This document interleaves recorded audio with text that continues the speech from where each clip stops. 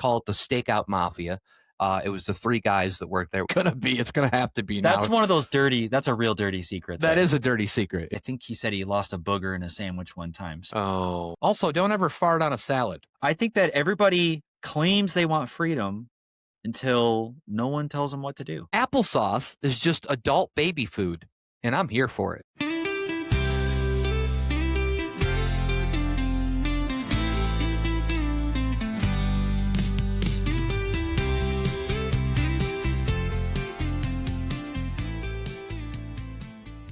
Live from participating locations, it's the Socially Awkwards Podcast.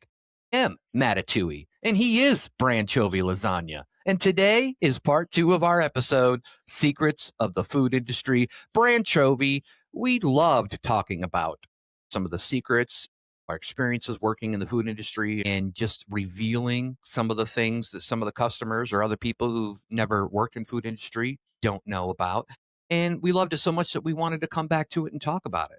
So I'm glad that your name is Branchovy Lasagna, because it sounds like a horrible food that nobody would ever eat. But that doesn't represent you, just so you know. I think you would be a great food for a cannibal. I think a cannibal would enjoy you, if that makes you feel better. Yeah, I mean, I've only ever had a couple types of lasagna, and I don't know if I've ever had one, a branchovy lasagna. That involved yourself and, what is an anchovy exactly? It's just a little fish, right? Yeah, that's fish. Basically with a little fish. Lots of omega. Lil Fish. He's my favorite rapper. Lil Fish. Does great songs. All right. Well, I think the first thing we want to talk about here is just a little bit about the politics in the food industry, because I think a lot of people, I don't know if it's interesting for people, but we're going to hope it is, and people will click and like and subscribe and comment and do all those fun things that people are supposed to do that we never want to ask them to do because we feel weird asking them to do it. But the politics of a food place, and I'm going to specifically talk about I'm going to say names today. I'm going to get all crazy because really I'm going to talk about one place I worked at, and since it shuttered and it shut down in 2016, and it was a small business, I really don't think it's really going to matter if I talk too much about it and say the name of it. But it was called Stakeout Grill. And no, it wasn't a place for us to peep on you or survey you. But what it was obviously, like we talked about last week, was a Philadelphia-style shop where we made Philly sandwiches and we did hand-cut fries and real fun stuff. I worked there for 11 years. And I wanted to, and I mentioned this last week, I wanted to talk a little bit about it. I call it the Stakeout Mafia. It was the 3 guys that worked there. It was me and 2 other guys. Great guys. Love those guys. Still talk to them to today. And we kind of ran that shit, and it was fun in a way because we knew that we had total control. And we also knew that there was a certain point where we almost had like tenure. Like we just knew that, we'd have to do something pretty bad to like get fired, because we're running it. And basically the first owner, she was there a little bit and her husband was there and he would help out. And they were actually great owners. Second owner, not so much. Cheap guy, never there, moved away like a year after. He moved 3 hours away a year after he bought the place. So we hardly ever saw him after that. But I want to talk about the politics a little bit, and maybe you can kind of talk about any politics that you would like to about a certain place, any certain place that you work at. But I think that the big thing is to me, a food industry is basically worked like a dictatorship, right? That's basically what it is. It's everybody has like the people underneath them. You've got the grunts. We'll call them the grunts. Sorry, guys, but you're usually the people that are in and are kind of new, and you're just kind of working your shifts, and you usually get like the shifts that nobody wants because the other people have kind of gone through that. It's like an elevated system. And then you have the supervisors who kind of are in control of the grunts, but they still have to answer to the assistant managers and the managers and, everything like that.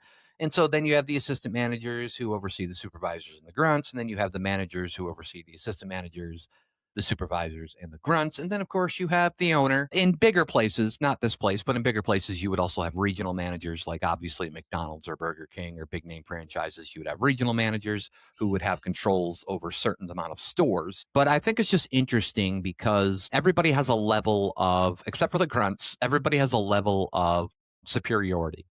And they have like this little group of people that they control. I don't want to say it like that. It seems kind of weird, but you know what I mean? Like they get to say, what goes and what happens as long as there's not somebody above them on that shift at that time.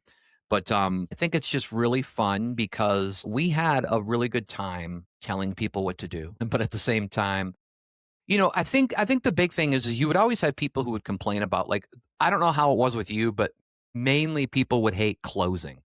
Closing was the thing people hated the most, usually. And there's a reason for that, usually because closing shift isn't like, it's not a direct shift where you get out at a certain time. It's like you close at this time and then you've got to do all the extra shit to close down and then you get out. You don't really have a specific time you get out, but most places I think I've worked at are usually like half hour, hour after closing is what they dedicate to you to kind of getting out. And I just think it's a lot of people would complain to me about having to do those shifts a lot. And I think what a lot of people don't realize is that anybody who's worked in that industry, anybody who's got up to supervisor or assistant manager or manager, they've had to do that. That's what they did. They've grunted it out. They were grunts at one point and then they kind of elevated and went up and kind of did their own thing and then became, once you're there long enough, you get that seniority. Wow, I'm having a tough time with that word, seniority, and senior. And I think that it's really just it's interesting the whole political thing. And I told you last week, and I told the world last week that we had a system where really, if you pissed off one of us three guys, if one of us didn't like you, most likely you probably weren't going to last. There was situations there. I'm not going to say names or anything, but there was definitely situations. Ed, Scott. No, I'm just kidding. Those were the guys. Those were my other my mafia cohorts. Um, and let me describe those guys really quick because this is kind of a fun dynamic. Ed was the guy who was always he would like to, if we were eating our lunch in the break room, he'd like to come in and fart on you. So that was cool. He was just a nice, friendly guy. And then there was Scott, and Scott would do this thing where if you messed up, he'd do the real slow clap. He'd just do Yeah. the most sarcastic clap there is, and so it was kind of funny. And then also he would rant. He would rant, and there's a couple things that he would just go off on rants, and I thought that like he should be on a fucking show because some of his rants were like, I'll give you an example, and I don't want to offend anybody, but there are literally people who will take, because we worked in a mall food court, obviously. So we'd be able to see everything that's going on in the food court. And there would literally be really overweight people that would literally just get like rent out the wheelchairs because they just didn't want to walk. And Scott would go off and he would just be like, "Oh my God, just fuck. If you walked, you wouldn't be so over," like all this stuff. And he was just hilarious like that. But he would rant on everything. And then I was kind of the one who was, the sarcastic jerk, asshole, funny guy kind of person. We had a microphone system where we would talk to people. Well, we wouldn't talk to people, but we would talk to the people who was making the sandwiches on the grill. And so you could have fun with the microphone. So I'd make funny noises or I'd start talking to people in the food court and or hide from them and then make funny noises and then see if they look back. I once played a game. Have you ever watched Super Troopers, the movie, Yeah, I have. where they play the meow game? Come on, meow, and they try to see if the guy's like, "Are you saying meow?" I did that with a couple of times, and I would tell my coworkers that I do it, and I did it with kelp, with the word kelp, which I believe is like a fish or maybe some kind of underwater weed. I'm not even sure, but instead of saying "Can I help you," I'd say "Can I kelp you?" Um, Nobody ever said anything, but my ultimate goal was to get like, and obviously this is something you wouldn't be able to see, but my ultimate goal in my head was like, okay, if they go home at night and they're like trying to sleep, and then all of a sudden they're like, did that guy say kelp? Like that to me was like a win. I was like, oh, I hope that happens. Like that'd be great. But that's kind of getting into other funny things. But do you have any things you want to say about like the politics of things? Do you agree that basically food industry? I mean, I guess most places that you work at are like a dictatorship. I mean, that's what it is. And what do you have to say about all this? Yeah, I think most places are like a dictatorship. I find that there's always a person that is on duty, during the work hours that is sort of in charge. Although the best times was usually after like, I don't know, 5 or 6 o'clock, or on certain days, like maybe Sundays, when the management completely wasn't even there at all. Yeah. And you sort of just had carte blanche, like free reign of the place. You could do what you want. And I I was part of crews that definitely got into some hijinks when the managers were away. But yeah, it was a bit of a dictatorship. I think that there's some interesting politics that I was thinking of though while you were talking, where it's like specifically at pizza places. But I think at all food places there seems to be a bit of this character type that I see a lot, which is like the genius stoner who like works at the food place, who like who's like kind of thinks they're like a really smart, it's like things are a bit smarter than everybody else, but they're kind of like, but they're just here because they're just passing the time or whatever, or for whatever Yeah. reason. And so there's a lot of that personality type. But I never ran into more of those than when I was working at a pizza place, because you really see that in the delivery drivers. Yeah. This is Yeah. where the delivery drivers actually think that they're the back of the pizza place and they're secretly running everything. And that sort of everybody else is like, I don't know if it's like sort of taking orders. Like I feel like because I worked on the line at a pizza place at a Jets Pizza, and I and I'd top the pizzas. You're taking care of stuff, and then the guy comes in. He's like, and a lot of times it's supposed to be like, hey, okay, you're gonna take these, but the delivery driver would come in and say, well, okay, I'm gonna take these and these. And I'm going to hold off on these because that guy doesn't give good tips. And then I'm going to run these out.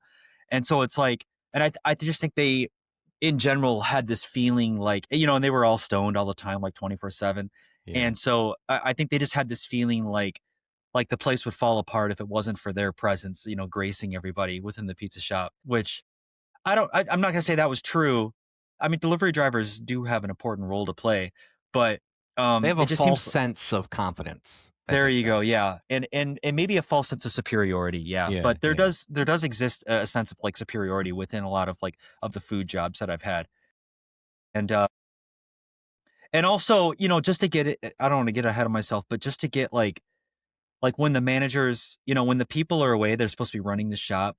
I had like when you're talking about the kelp thing, I had some I worked at a Subway, and there was a coworker that I became really good friends with, and sometimes it would just be him and I running the Subway for like the rest of the evening when everybody was gone, or maybe all day sometimes. I think like on a Sunday, I would see it was just him and I scheduled like from open to close that Sunday, and I knew that was going to be a great Sunday. It was going to be like we were going to, we were normally we got to make ourselves subs, but during those days we would just go crazy. We'd be like, what's the craziest sub we can make for ourselves? You know what I mean? Like Right. put on whatever ingredients you want.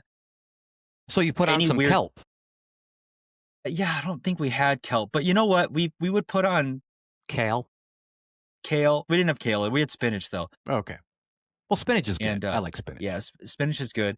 But that's where I found some of my most favorite combinations with food is with being able to experiment with stuff while everybody was away and being like, I'm gonna put, I'm gonna make a meatball sub and I'm gonna put like, these lunch meats on it and mix it with this sauce or whatever. But we would get into this thing that we would play this game that we called, I forgot what the name was, but I'm gonna call it mayonnaise baseball. Okay. And it was where I forgot what we were using, but it was like a baseball bat. We would be in the back break room, and one of us would pitch the other one like a packet of mayonnaise, and you would try to hit it, and it's like you're trying to explode it or you're just trying to hit it across the room or something. And then we got into this thing where we would take the packets, because Subway had all these packets, it had mustard, mayonnaise, and other packets too. And we would take those and we would use a roll of masking tape, and we would mask tape this thing up into a ball where the center of it was like these packets, and then the outside was just this tough roll of tape. And we would hit that, and it'd be like you could hit it really hard, and it'd be cool if it exploded, but a lot of times it didn't. And we'd just be hitting this like ball of like mayonnaise in the center across the room. And we would like award each other extra points if you like hit it up high into like a storage box. They'd be like, that's a home run if you hit up on that door. Yeah. So that was one of the things we got into was mayonnaise baseball. But yeah, I did see, in general, you're right. The politics of the places that I worked at, and I'm thinking mostly at the pizza place. because that's where I ran into some interesting personalities. And then I didn't have as much of the situation that you talked about with where people where it was like you had one tight knit crew, and if somebody didn't get along, they wouldn't last long. I had more of like saw some more division sometimes happening where I would be friends with like half the people, and then like somebody else, like I wouldn't be friends with the other half. Or like at the pizza place, there was a situation where somebody really didn't like me, and one time one time they got really mad at me and they were talking to me and they held up. So at pizza places, you cut the pizza with these giant like knives that are like these pizza cutters. And one time he held it out like a I don't know, like a Roman, warlord or something, like Right. pointing it straight at me and was like, and he said some choice words to me and was like, "This is Wow. why I don't." Yeah, and he's like, "This is why I don't like you."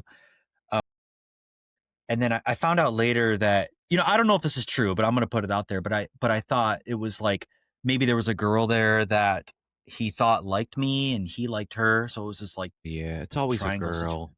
Yeah, it was always about a girl. So Yeah. or maybe genuinely he just didn't like me for whatever reason. Yeah. No, no. We had what looked like Samurai sword? Is that what you cut the it was pizzas it with? was, it was sort of like one of those swords that are curved. I don't know, like Okay.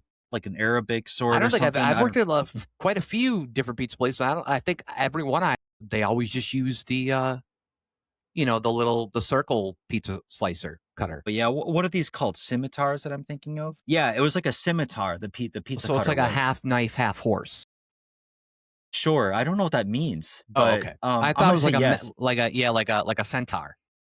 Oh, But centaur, no. yeah, No, no, that's what a I thought. scimitar is just a sword that's a little bit shorter, but it's got more of a pronounced curve in the blade, Oh, okay. like a Like a back hook? like a back not I wouldn't call it a hook, but maybe, but it's got a back curve to it. Would this be like something they could make a good like scary movie out of? Like they could just have like some guy who works at a pizza place and he's like the killer. You just I kill think you people could. with that? Yeah, some of these knives can get Or he really just cut burly, them yeah. up into equal pieces. Yeah, that's right. Yeah, there was like this challenge. I remember when I showed up there that they were talking about like, they were like, this guy, either like this guy before you, he was the fastest pizza cutter I've ever seen, and they would talk about it with like reverence, A like legend. like somebody had achieved the peak of it. And I remember in my head, I was like, it's just cutting a pizza, like Right, right. people really take the smallest jobs sometimes at these places, Yeah, and they escalate them into like legendary status if you can do it so fast, But what else are you right. gonna do with these places? But I got pretty fast with the pizza cutter. But yeah, this like scimitar style cutter, yeah, because you could cut the whole pizza in one motion. So that would be Okay. one cut across the pizza. So what would happen is you could go 1, 2, 3, and then you got your what, 6 slices in I 3 gotcha. cuts really fast instead of trying to do this roller kind of thing. Yeah. Yeah, wow, that's crazy. Yeah, that's interesting. Yeah. Well, I wanna talk first of all, I wanna talk about because you talked about the mayonnaise baseball, and, in you talk about it as a fun thing, but I don't know if, like, secretly, like, deep down, there might have been, like and maybe I'm wrong, but there might have been, like, something about that helping you get, like, your frustrations out, or maybe it was just boredom. Um But we did that at Stakeout, but what we would do is with the walk-in coolers, because everybody knows that there's these big giant walk-in coolers, coolers and freezers. We would like throw potatoes at them because when you throw a potato hard enough, it would just go, and it was just so satisfying, especially if you were just frustrated. You had a busy, long rush or whatever, and you just wanted to like be sentient again and just be cool about it. And we would do that. Also, there were times when, first of all, can we talk about the word dictator? Because it just sounds like a bad tasting potato that you didn't want. Like it sounds like, remember when we were talking about my sex potato? That sounds what dictator sounds like. It sounds like somebody had a dick in a potato. So I just want to throw that out there because that's food related. Also, well, let's get on to like some skills and lessons learned, because I know we're talking about like the food industry, but let's see if we actually learned anything from working at these places, because a lot of people will say, "Oh, that was just like a first job. I didn't learn nothing, whatever. It was a shitty job. It was stupid." But I think there are other people that actually do take lessons learned, whether it's a small lesson or whether it's a big lesson. Really, probably one of the first things I learned was the customer isn't always right, right? Because it's obviously one of those things that people hear, and it's like, no, that's not true. The customer isn't always right.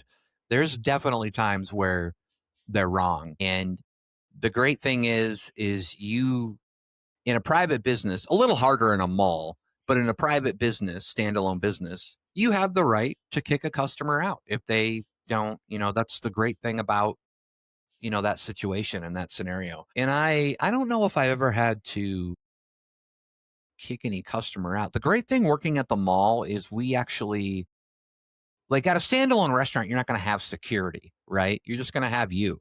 But at the mall provided its own security. So we would have people come up and, try shit. Or I think last time I was talking about people like picking up receipts and trying to like get money back, even though they weren't the ones that purchased the meal and stuff like that. And I would just call security. And luckily, security would come over and be like, yeah, you got to go because they'd literally go to like every store. Like I'd have Taco Bell, which was 2 places down from me, like yelling, like, yeah, that girl just tried that with us. It's like these people are just trying every restaurant to get free food.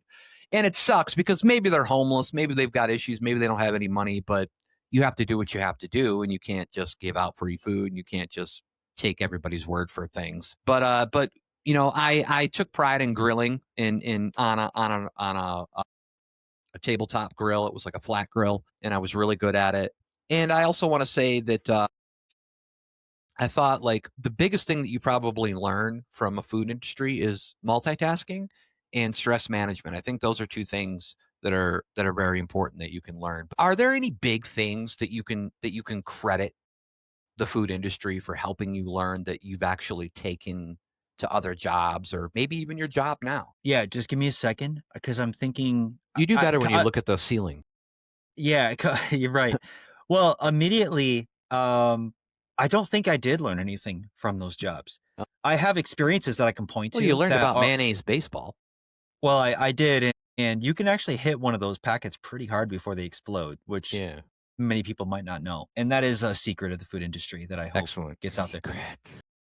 So I think that early on in one of these food jobs, I had put a an effort into doing a good job more than I typically had in other jobs. And it was around the time where I had realized that like I could show up to these jobs and sort of phone it in. And because one thing I learned about my jobs is that if you just show up when you're scheduled, it's actually really, really, really hard to get fired, in my Yeah. opinion. Yeah. Like as long as you like do a couple things, you don't steal from the job. Right. And when I say don't steal, I'm literally just talking about money. Just don't steal money from the job, Right. right? Yeah, You you can can get you can away you can with take a lot quite of a bit food. of yeah, Yeah. you can get Yeah. away with quite a bit of food theft. Yeah, Yeah. that's for sure. And you show up when you're scheduled. If you do that, it's really hard to get fired. And this isn't just true for food. This is true for like retail and a lot of other kind of menial or The jobs that are starter. hard, like that they have a hard time finding employees in the first place. So you have somewhat of an advantage by just showing up. Yeah. Yep. So it is easy to get in because earlier when I was talking about sort of the genius stoner thing, I think that I'm one of those people where I also probably fell into that stereotype. I wasn't a stoner as much, but I was one of those people where I was like, this job's beneath me, so I'm just gonna kind of like whatever. Right, right. But when I took it seriously, it's like I could see that like management cared, and it was like, and they didn't care and just like sure they cared in a cheap way, but there's also a way they cared where they were like, hey, like like you could get you yourself could move up into management, and I was like, oh, yeah, I guess I could maybe do that. And so it this isn't specific to the food industry, but it's just that I happened to be in a food job when I started thinking about this, and I started being like, oh, if I actually try harder, it's like people care about it and it gets you recognized. And it's like I think that's when I developed the idea that it's important maybe just to try to do a good job no matter what you're doing in life. There's a quote that people say where it's like the way you do anything is the way you do everything. So and so that's true for even if you're working something like a food job. It's like the way you do the small things is the same thing as the way you do the big things. So don't skimp on something just because you think it's beneath you. The other thing I want to speak on is that this isn't something that I necessarily learned, but it's something that isn't a unique experience, which is that working food is the fastest that I've ever worked. Yeah, And yeah. and you're working the fastest you've ever worked On things where if you get something wrong, it is immediately noticed by the person that you did it for, by the Right. customer. Yeah. You could work really fast building a house, and it's possible nobody would notice that you did shoddy work. It probably will come out in some point. Maybe somebody will notice, or maybe 10 years from now, the house won't hold up as well during, some sort of disaster, or something will start falling apart, or a wall starts sagging. But it might not be immediately noticed. But if you mess up someone's food, even a little bit, like the wrong topping is on there just a little bit, right? A Subway reference, right? It's like you go to grab pickles and there's a black olive in there.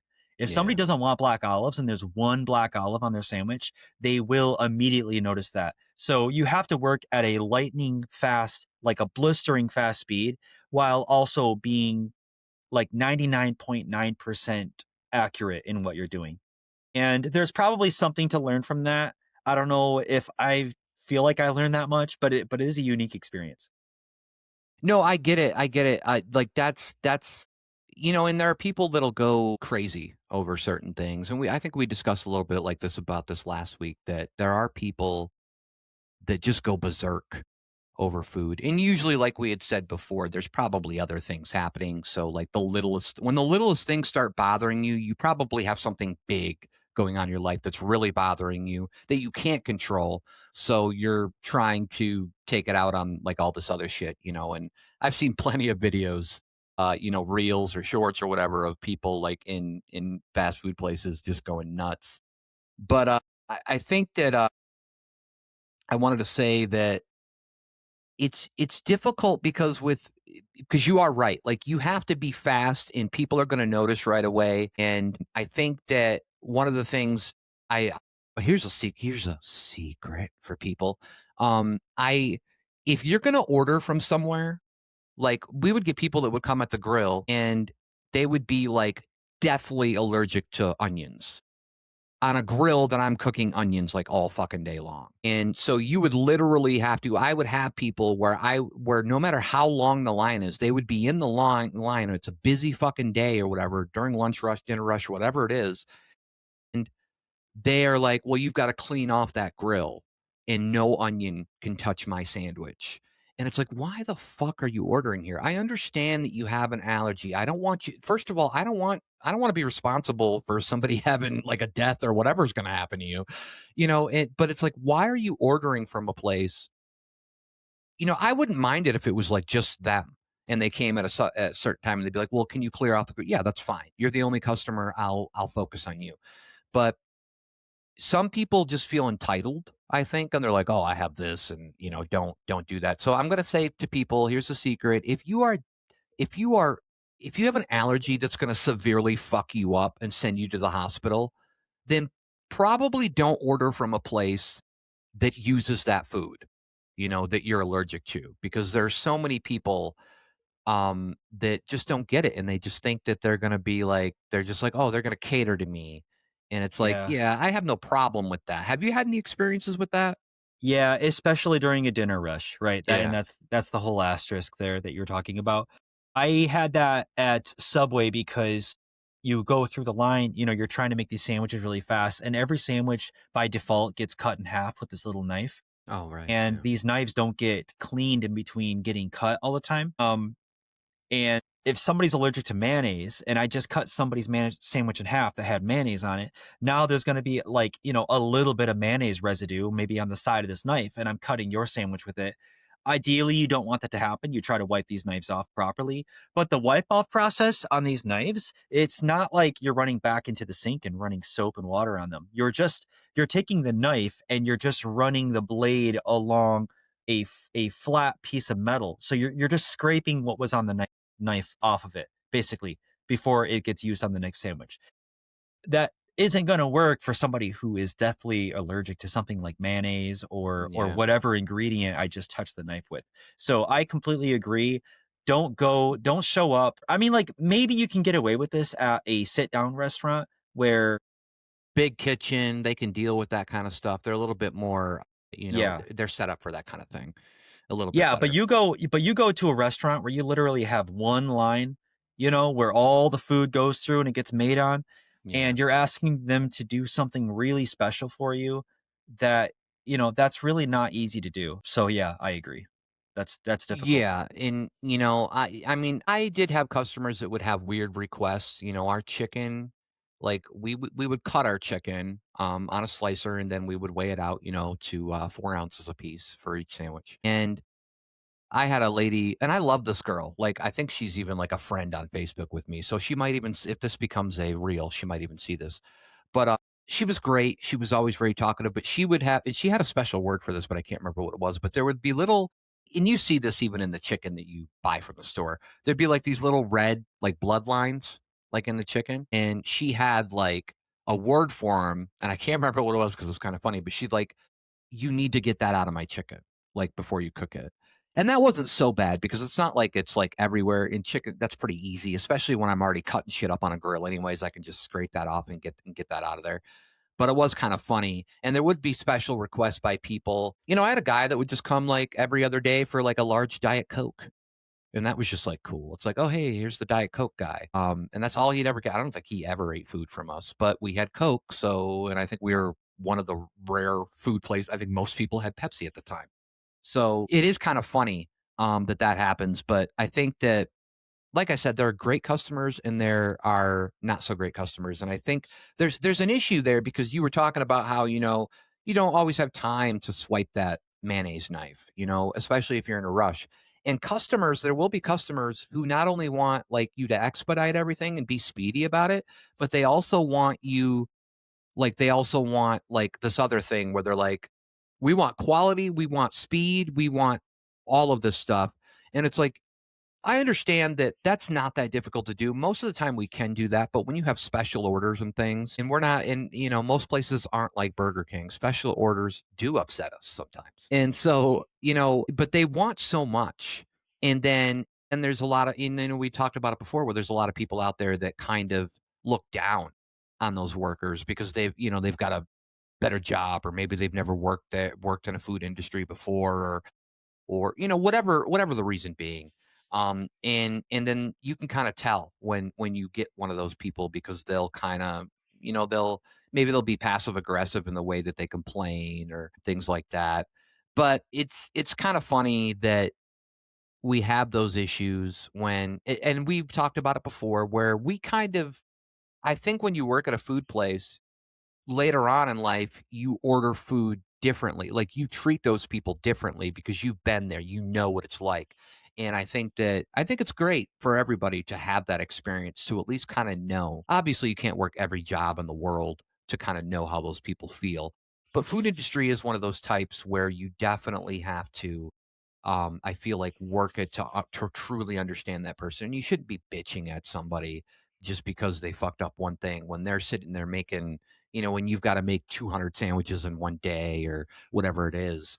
Um, but let's get into stress management and how you dealt with stress because for me personally, I actually feel like I handled stress at work better than I ever have in my own like personal life. I felt like I was pretty good at that. I always took pride in taking calls from people that were really irate and when I could actually use my nice calm voice to talk them down and get them to actually thank you at the end, that was one of the best things. It was so great.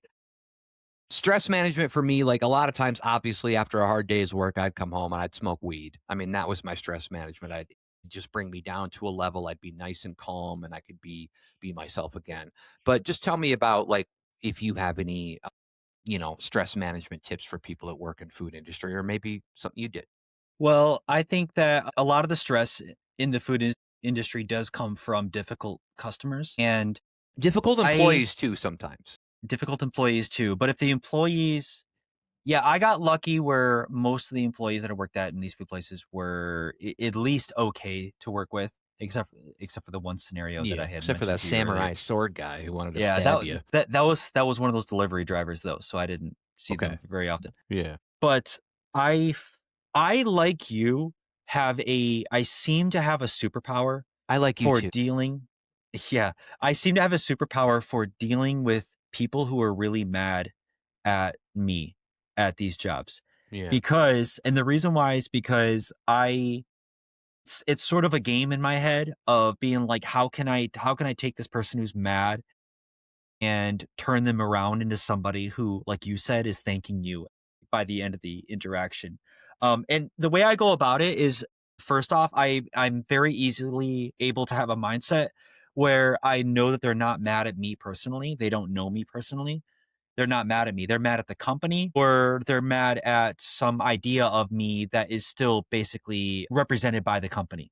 Right. So it's like if I'm working at Subway, they're mad at Subway, or they're mad at a human mistake that I made, or something with their sandwich that is like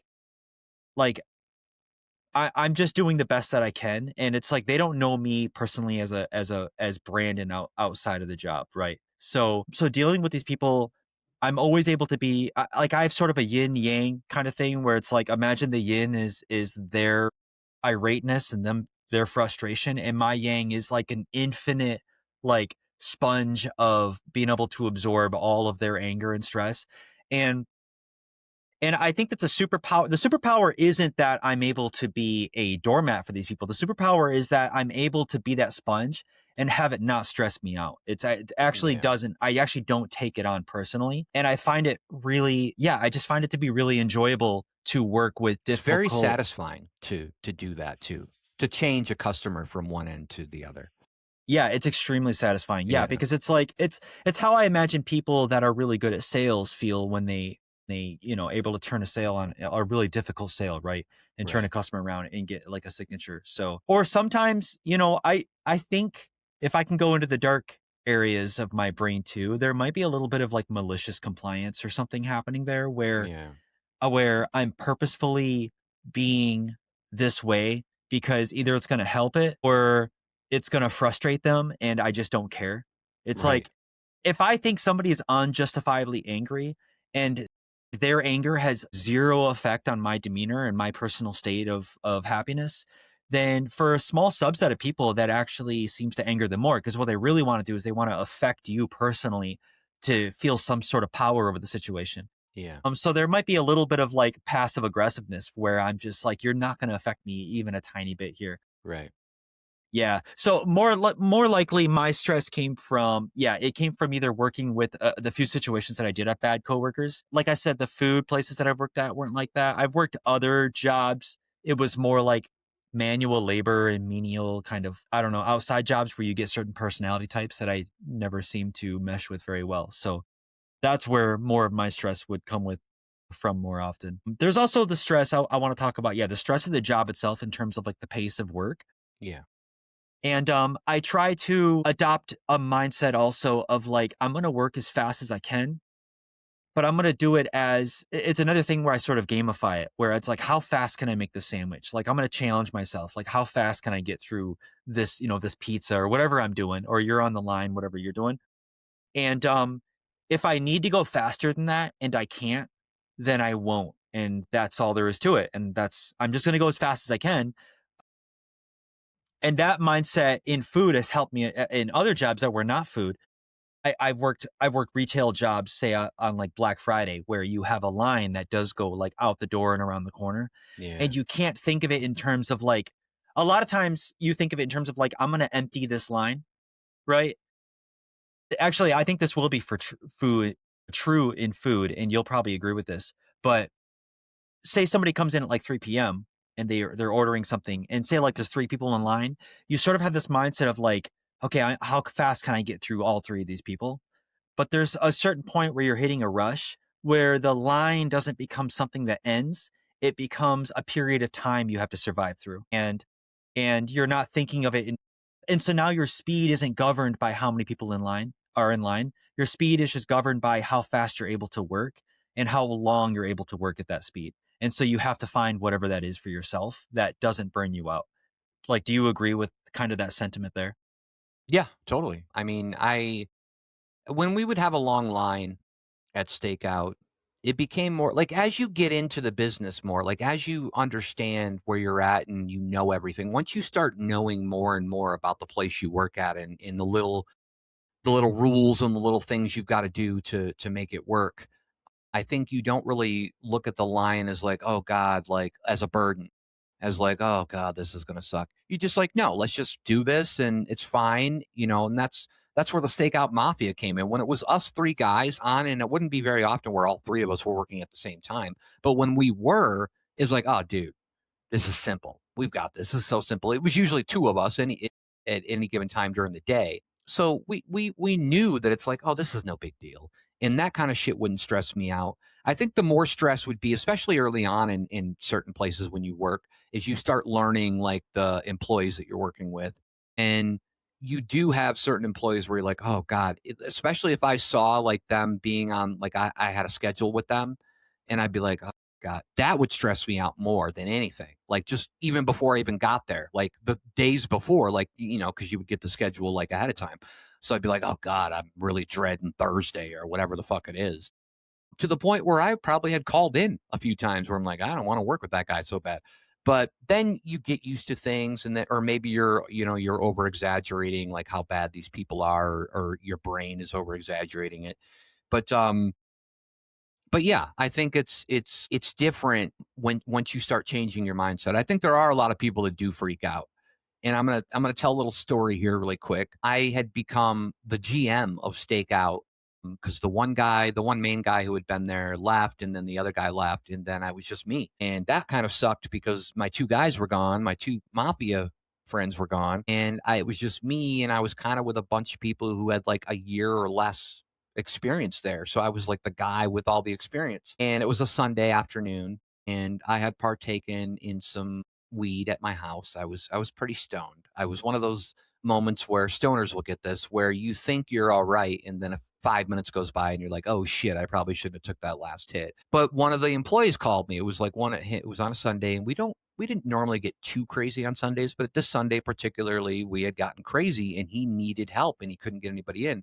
So I was high as fuck and I had to drive there. So I drove there and I had to get on grill because nobody could hand apparently this guy was so mad that he went in the back and he punched the walk-in cooler, and he was like, I think I broke my hand. And I'm like, dude, what the fuck? And so I had to go out there. Luckily, like on my drive there, I got like I think it was more like a colder part of the season. So I had like a window down. So I'm trying to sober myself up. Had some coffee or whatever, because coffee does work a little bit with the weed buzz too. And I do remember getting there and like nobody and like the one guy was kind of new. The other guy was quite seasoned, and he was the guy that was mad and punched the walk in. And I was like, just go back there and do what you got to do, and I'll get on the grill. And the other guy was kind of new, and he's like, well, I don't know who's got fries. And I'm like, well, they all fucking got fries now. I'm like, every one of these customers in line has fries. Just give them fries. I don't give a shit. Give them all fries. I'm going to cook up all the sandwiches, give them all fries. And everybody was really happy with that. Like when I came in, it was kind of like a heroic moment, right? Like I'm fucked up, but I'm still like, I'm doing this heroic thing in my mind. Where at least for those 7 or 8 customers in line, they were like, oh shit, this guy's here. Some of them, they were like regulars, so they knew. They're like, oh yeah, this guy's here. He'll get it done.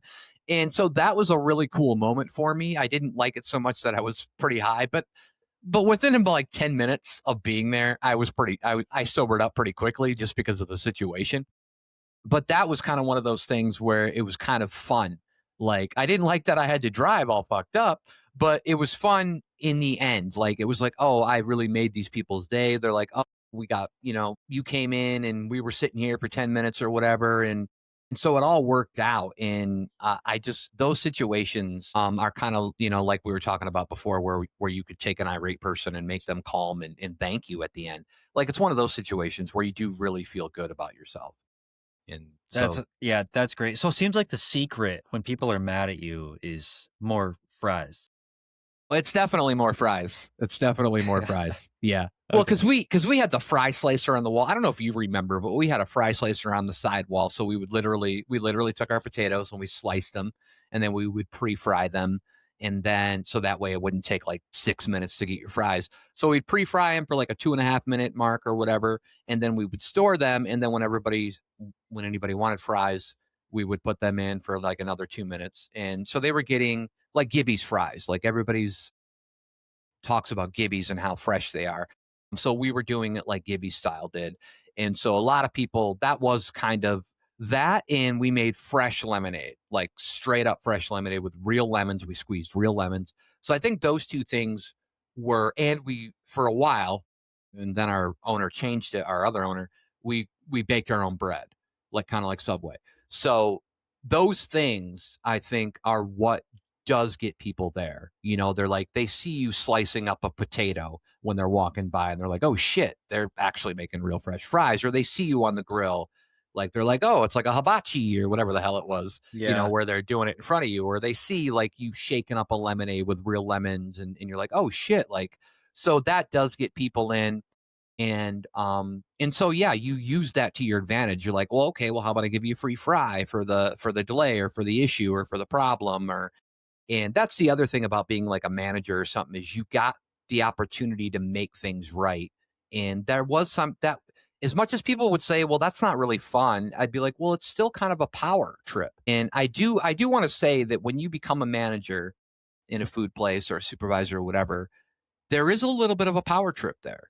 Once you start getting more power, and so I could totally understand why some politicians go fucking nuts because you get a little bit of power and it's like an endorphin in your head just goes, ooh, this is great. I love this. It's like a different kind of high for people. So, and I think most people do get that. And it's kind of fun. And in a food industry, at least it's not fucking up the whole country like some politicians might do. But at least then, Yeah. you know, you're exercising that power and it is kind of fun. Did you ever have like any kind of power trips or anything like that? Or were I you don't like never I there don't long know. enough to really Yeah, I had my jobs. I mean, I had so many jobs with short tenures that it did not, I didn't get a chance to really have power trips, I don't think. But I did get situations where I felt like I was the authority on stuff. Yeah, I had plenty of situations at jobs where I was like, okay, I'm the authority or I'm the go to person for this thing. And there is, I don't get power trips as far as it is like I'm powerful over other people, but I do feel that when it's like I'm able to solve this problem, like I'm effectively able to solve this problem better than anybody else that's here, Yeah. that's working right now. Yeah. And I think that because it feels good to be useful, it feels good to have value. Yeah, And be then there is needed. sort of, and I think there's probably like an evolutionary like biology part of this where like it feels good to feel like you're higher up on sort of like whatever hierarchy you find yourself in amongst the people around you. And I think that and that feels good. So I have that. Maybe not to the lengths. I wasn't like the manager or assistant manager even at any of my food jobs. I was always just like, the sandwich artist or something like that. Yeah. Yeah, and you know, I mean, and maybe you're right. Maybe it's kind of parallel to like a power trip because there is something to where like you do feel satisfied about helping people. I probably not everybody. I'm sure not everybody gets satisfied about helping people. There are probably people out there that could care less or that couldn't care less about helping people. But I want to talk about some unwritten rules that maybe customers don't know. And I'm going to list a few here, and I don't know, maybe you'll have more to add after I'm done. And these are probably some of these are probably pretty common knowledge, but knowing your order before you step up to order is probably one of the rules that we would say, hey, I mean, that's probably a very important thing for a customer. I've always hated people that would come up and be like, oh, yeah, let me, there's, we had a menu just like Subway, like you have a menu in the back, like up on the top there. And when you've got menus like that, it's like, okay, you can step back.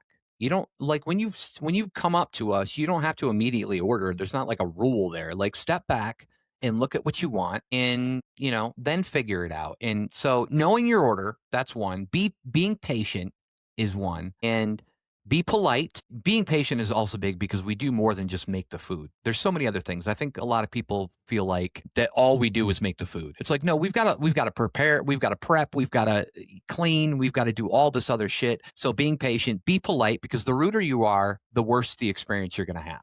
I guarantee it. And then don't expect perfection, especially in fast food. It's fast food. I mean, if you're at a fancy restaurant and you're paying like top fucking dollar, that's different with a fancy chef that they're paying like 100K a year or whatever.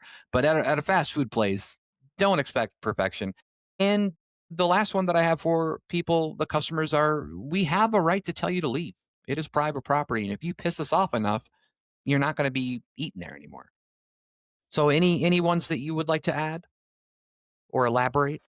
Well, let me touch on the ones that you mentioned because there's ones, it's funny because there's ones that even after working in food that I'm actually still really bad at myself when I'm a customer. Okay. So Ones that I'm really good at, and working at fast food has probably made me even better, is the patience and the politeness. I feel like I'm endlessly patient now, especially, yeah, like if I'm going through a drive-through and it's like it takes a half hour to get my food in a drive-through because something has gone horribly wrong. There's a Wendy's not far from us that sometimes will have that issue Yeah. over the last year I've noticed. And I just know that if it's taking them a half hour to get me my food, they're probably having a worse day than I am. And so I'm endlessly patient. And when the person's handing me my food, if they're not being rude to me, then I'm not gonna go out of my way to be rude to them back. Like I'm gonna just thank them. I'm gonna thank them for, and I'm gonna say it's not a problem. They're gonna say, "Hey, sorry for the wait." And I love being the person where I'm like, "It's not a problem. Like Yeah. I'm not bothered at all. I just appreciate my food." And if I don't have the time to wait that long, I go somewhere else. And that's all there is to it because you're not gonna get mad and make the line move faster.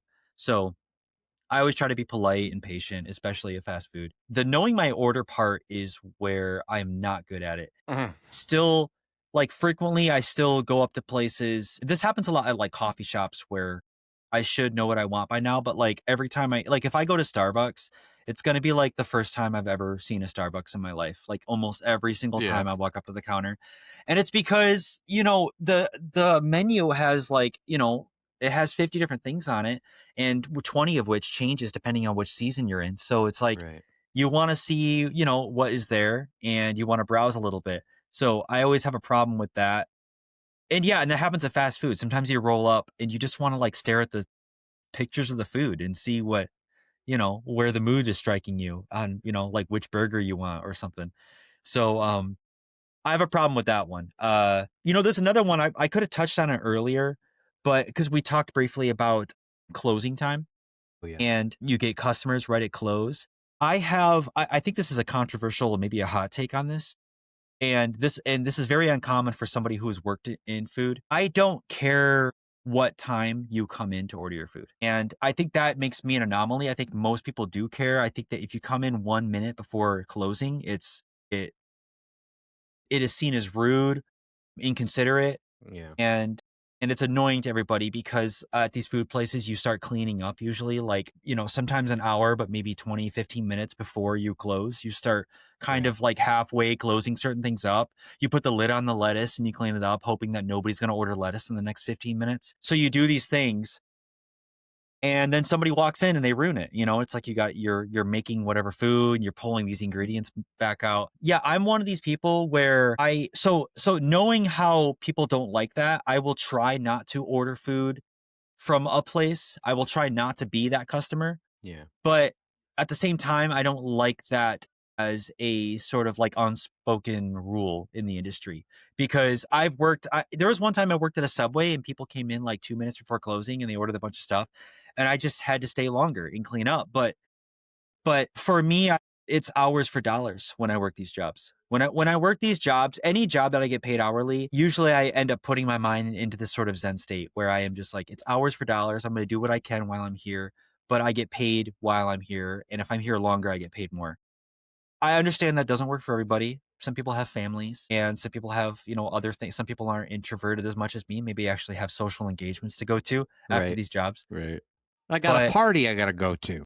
yeah, but yeah, that's my contrarian take is that I never cared. I always felt like play I feel like a place's the hours of business that you're open should reflect reality and it shouldn't be like I think that maybe the communication should be more clear. Like here's the hours that we're open for new orders and then here's the hours where the last person has to leave and maybe that's a half hour later. It's like so that way you can dine in and maybe you have until 10 o'clock to leave, but our last order is at 9:30.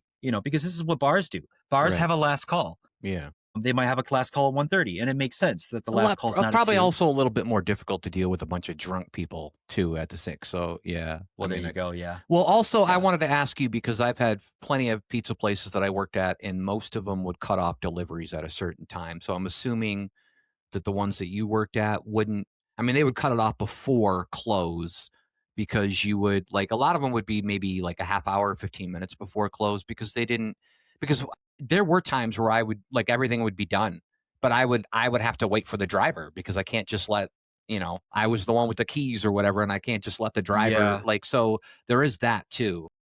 That's true, yeah, the biggest problem for that, yeah, is the money, is tilling up the money and Yeah. balancing everything Yeah, because they because the have to driver come has all back the and they have to count Yep, out their thing and take their tips and do all that stuff, and that yep, and takes time. some pizzas are ordered credit card, some pizzas are ordered with cash, and the driver Yeah, just has, $200 in cash in, like, receipts and stuff, like, jumbled up on right, them, so, yeah, you have to go back and balance all that, and, many people like to yeah, when the business closes, this is another one of those funny things that people sort of, like, el elevate to legendary status, which is, like, who is the fastest person to close? right. And some people, like, they pride themselves on closing within, like, 5 minutes, after the closing time. And it's like, I count through the register and I do this, I balance it and I write down, here's the deposit, whatever, and then you get out. So yeah, at a pizza, you're absolutely right. Where a pizza place, you need the driver in there to balance up all that money. Yeah. Otherwise you're stuck there until the driver comes back. Yeah, and I will say that, I'm not gonna name the place, but there was a fast food place, it's a franchise, it'd be well known by people that I worked at, where we would close, and this was also at a mall, where we were required, like, we closed at 9, but we were required to stay no longer than, I think it was either 9:15 or 9:30. When you have, like, the regional manager or whatever coming down on people for leaving later than 9:15 or 9:30, like 15 to a half hour after you close, they didn't realize that that would, like, fuck up, like, because then we would tell people at 8:45 or something, we'd be like, "Well, this is all we can do, because, we're required to get out of here. We only have so much time to do stuff." And so that kind of sucked because I was just like, well, you're really just putting it on the customers because now we have to make sure that we're out at a certain time. And in order for us to get out at a certain time, like, because this place involved like a slicer that you'd have to take down and clean, and you'd have to have those special metal gloves, and so you're not cutting yourself. A shake machine that you would have to take down and clean, all this like shit that would take 10 to 15 minutes themselves to do, and they would make us be like, well, you better not. It was probably 9:30, so they'd be like, you can't be past 9:30, and it's like, well, what the fuck, like, you want us to take customer orders up till 9, but you also want us to make sure we're out a half hour later. And so there are things like that where you do come across like, well, that's just kind of impossible for us to do.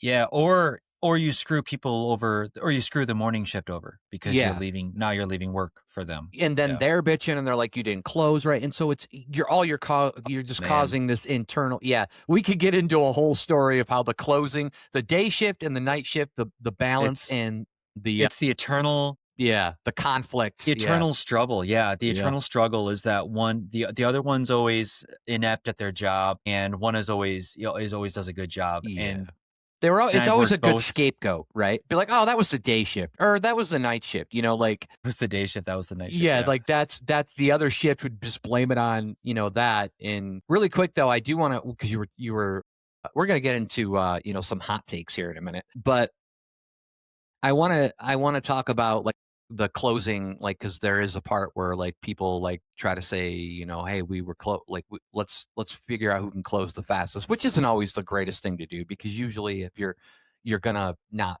be as cleanly as you should be or something, with cleaning the place or whatever. But there was one time when I was working with this girl, and I had a bad abscess tooth. And anybody who's ever had an abscess tooth will know that it's one of the worst pains that I've ever felt in my life. And I had a broken arm, and it was worse than that. I'll tell you that. Uh, but there was this situation where I had this bad abscess tooth, and it was just fucking.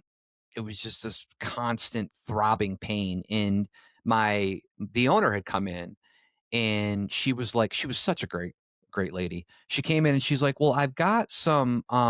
Sorry, I've got a cat here that's hanging out. Get her Little out of here. whiskers. Yeah, she was just hanging out there. That was What's the name of that? that's Rocky. That's Rocky. Rocky. I call her I call her Rocky Balboa, or sometimes I call her Baraki Obama just to have some fun with it. But anyways, the owner came in and she's like, "Well, I have some pills here because I didn't because back then when you had like an abscess, you'd usually go to a doctor or whatever, and they'd give you antibiotics, but the antibiotics would probably take like 2 days, maybe at the most to kick in. So they'd give you back then they'd give you hydrocodone, which is Vicodin, basically back when it was cool, and then everybody ruined it by Yeah. overprescribing it and stuff. But she's like, well, I've got some Darvocet here that I had for, I don't know, she had just had a kid and like they prescribed her that. I don't know for what pain. She's like, you can have the last few in the bottle. And I was like, oh, thank you. So I took 2 Darvocet and then I went about my night. And I remember calling my mom and being like, "Hey, mom," and I was like, apparently I was talking like a mile a minute. I was like, "Yeah, my tooth hurt bad," and I was like, "Oh," and she's like, "You're on something," and I was like, "Well, all she gave me was Darvocet. She told me to take 2," and then I read the bottle, and then I realized it was actually Percocet, which is has Percocet has oxycodone in it, not oxycontin. Don't get it confused with that, but oxycodone, which is just a stronger version of hydrocodone. So I was like, Yeah. "Holy shit!" And it was the crazy thing is I still had the throbbing pain, but I just didn't fucking care. I was like, how is it Yeah. possible that I still have pain, but I just don't care anymore? And so I remember coming in the next day and the girl who I worked with, she's like, I didn't like do anything last night. I was like, what do you mean? And she's like, you were so fast with doing everything that I didn't do anything. And I was like, oh, I don't even remember that. Like, I don't even remember. Like, I apparently just was really fast with everything. And I was like, I don't know. Like, I imagine like somebody on cocaine just fucking going crazy. And I was like, oh, wow. So it was just like a crazy experience where like the owner came in. She told me the wrong drug name because Darvocet is definitely much milder than that. Yeah. But it was just kind of a funny thing to where So it, I was on drugs that night, people. Sorry, but I was probably really it's happy. it's funny that you took something that would be, I mean, like probably a downer, right? For most people. Well, I think oxycodone does have. I think one of the things that they do with these is some of these pills that they do, if I remember right, they put caffeine in them as well, and it's to actually to get them to work faster. But I think the combination of them and oxycodone is kind of one of those things that'll kind of probably make you alert. I think it'll. I think at the end of the night, like when the pill was actually starting to leave my body or the half life was going down, I was probably like it was probably like a really bad come down Yeah. because I did have like a little buzz. I was like buzzing because of this shit, and I was like, "Oh shit, that's not good." May I note to self: don't ask for oxycodone because I don't want to get addicted to this shit. But yeah, I mean, maybe some people would. I mean, I don't know for sure, but I think those were specifically so you could, um, like on them. But they are definitely. It's like one of those ones where it's like, don't operate heavy machinery, and I was on a grill, so I don't think that really counts. But I mean, who knows? I was also next to like a 400-degree fryer. One of the also another Yeah. thing that I hated. A lot of employees would do this. This is secrets of the food industry.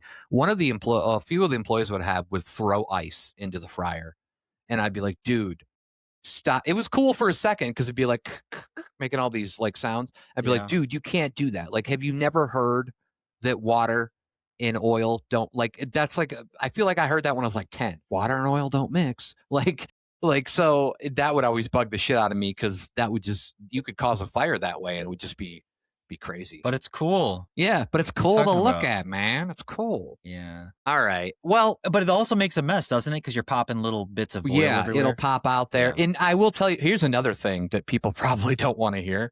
But we had a lot of styrofoam things that we had styrofoam containers for our fries, and they would sit on top of the fry lamp, where you dish all the fries in, and the lamp would keep the fries warm for a little while.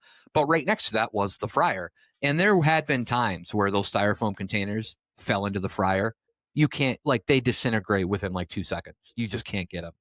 And so you would just be like, I guess that's fine. No way. Yeah. No, that's Yeah. horrible. Yeah. Is that where all the microplastics are Yeah, coming from? maybe. Yeah. I don't know, but the problem with that is like you're trying to make a split decision because that would happen a lot of time during like busy hours, and you would just hope that nobody would catch it. But you can't like for us, we only had the one fryer, so it's like okay, you got to make a decision. It's like, are we going to shut this thing down, change everything? It's going to take like I don't know, half hour, 45 minutes to do this, or are we just going to say, oh, so it You're did raw. happen. I'm just I'm cringing at just the raw, like the chemical like decomposition that just instantly happened in this, like, I don't know what your oil temperature is, 500-degree oil or something, Yeah, but yeah. or is it more like 3 something? I It don't was know. But probably, I think it was 350, 400 around that. But yeah. And yeah, just the let me tell you, I stayed st- away from them for a couple days. That's probably a secret I I shouldn't bet. have revealed, Yeah. but Oh my gosh. I'm so glad. I hope that's a clip because that's a great. it's gonna have to be That's now. one of those dirty. That's a real dirty secret That there. is a dirty secret. Yeah. It did happen, and I'm glad I just came up with it. But let's move on from all the bad things that we did at Stakeout. To Well, go ahead. I'll just say, just to counter, I have a friend once who swears that I think he said he lost a booger in a sandwich one time. Yeah. And I wasn't there, and I would never have allowed that, but yeah, but it's in the level of like See, that's it's in the worse to level of me. I just don't know why, but it's worse to me. Like, yeah. but I do understand why people would cringe at like fries being like, dropped down right after styrofoam has disintegrated in the fry oil. But, I don't know. We've had metal fall in there, but we just had to take it out with like tongs. Because obviously, Yeah. I've had people who like literally like with like their instincts were like about to go like this. And I was like, whoa. I'm like, you're going to put your whole hand in the fucking fryer? No, don't do that. We don't need that issue. So there are people that will just have instinctual things and not even think about it. And I'd be like, whoa. But that is just kind of funny. But yeah, we'll clip that. Yeah, and the oil is yeah, because that'll just instantly start, that's the worst kind of burn right there once you get that Yeah. hot And I'll oil tell on you your what, skin. I'd rather eat the fries after styrofoam burned in there than after a human hand did. I'm Yeah. just going to say that. If you had if you had a friend working there and his name was Chicken, you could have Yeah. had chicken fingers. Yeah. Yeah. That's, Anyways, yeah. go on. Okay. All On to the right. Well, next. it is time. What is the time for, Brandon? It's time for our fake sponsors. Excellent. We are fake sponsored by Elk, a seltzer. Ever take a sip of water and wish it tasted like a Montana goat farm? Perhaps you enjoy some wild game in your carbonated aqua drink. Or maybe you just want to know how we crush down all those elk and make seltzer out of them. Try some Elk, a seltzer today. Elk, a seltzer, now in effervescent flavor. We are also fake sponsored by Jack the Ripper. You ever need someone to rip some juicy farts for you? Maybe get you out of a weird conversation with your podiatrist? Maybe you need the room cleared so you can stare at some feet pics. Jack the Ripper is full of beans and at your service. Jack the Ripper, he farted on those hookers. Did you know that? Did you know that that's how they died? He farted on them? This is the first I'm hearing of it. Yeah. Also, don't ever fart on a salad. Just saying. And serve Okay. it. We didn't do that. I just want to make sure people know we didn't fart on a salad and serve it. But I believe you. yeah. So I think we've got one of our favorite segments that we like to do. And I realized a couple days ago that I actually have two different theme songs for this segment. But we are going to do, so I'm just going to pick one and hope it's a good one. But we're going to do some takes. Oh yeah, get out the cake, cause we have some hot takes.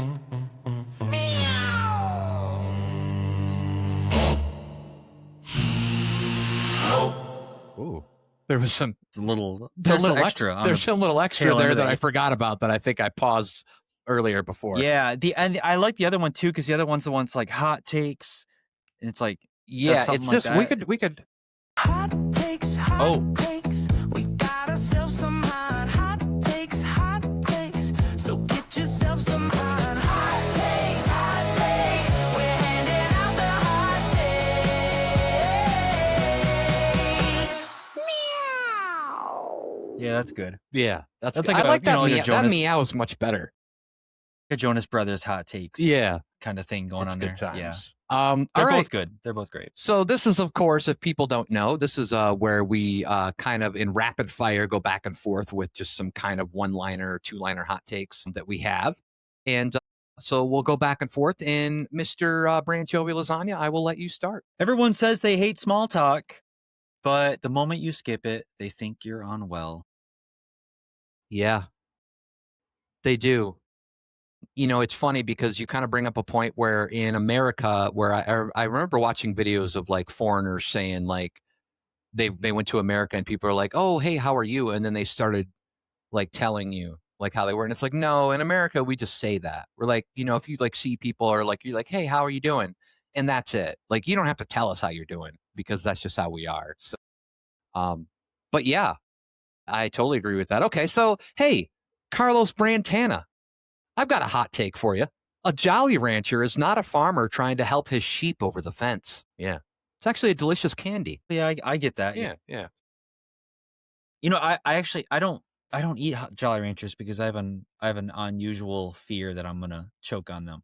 I They're could, very slippery. they are Yeah. slippery. Yeah. Yeah, They, they're very slippery. like, You yeah. lose them fast down the I windpipe. feel like they could use them for like pucks in ice hockey. It'd be great. Yeah. It'd be really small, They but should make a Jolly Rancher with like a matte finish. I think that would be nice. yeah. Yeah. I like Yeah. that.